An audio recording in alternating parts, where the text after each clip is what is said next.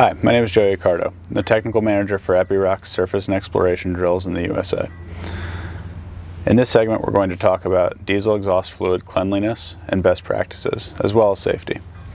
Starting with safety, as always, we want to make sure that when handling diesel exhaust fluid, we have safety glasses, gloves, and a rag to wipe up any spills and to clean the cap with. That segues easily into cleanliness, which is the next most important part of diesel exhaust fluid. Before removing the cap, we want to make sure that there's no loose debris or dust.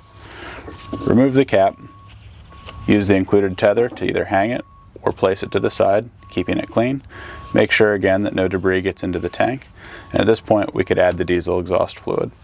When we're done, we would wipe up any spills, reinstall the cap, and then the job is complete. Another thing that's important to mention about diesel exhaust fluid is storage. We want to keep it out of direct sunlight, and it does have a shelf life, so you want to be buying and using it fresh and keeping it clean. If you have any questions about that, contact your supplier. And as always, if you need further assistance, reach out to your Epiroc service center or dealer.